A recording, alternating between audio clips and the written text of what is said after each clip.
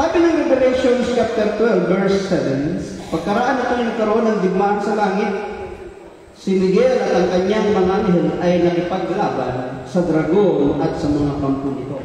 Ang tinutukoy po ditong dragon si Satanas. At sinasabing meron siyang mga kampon, may mga alipores. Si Satanas pala hindi lang kumikilos mag-isa, marami siyang alipores.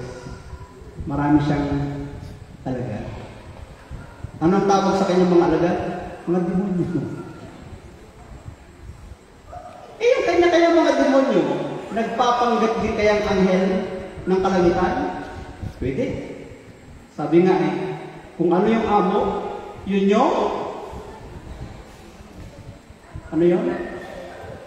Kung sino yung amo mo, hindi ka doon ka din. Pero mga ibang kasabihan tell me, your friend, and I will tell you who you are. Sabihin mo sa akin kung sino mga kaibigan mo, sapagkat ganoon ka din, katulad ng mga kaibigan. Totoo.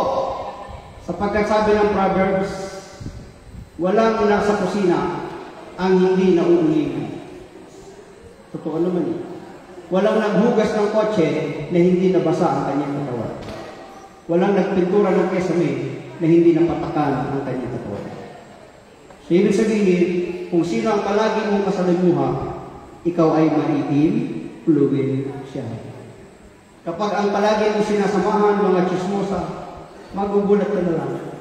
Ilang araw, chismosa ka na.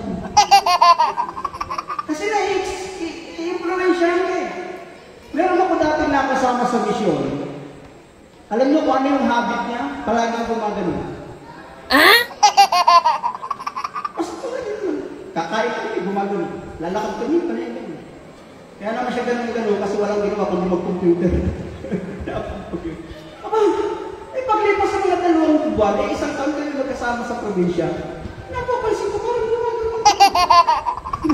Nahawa ako Bakit?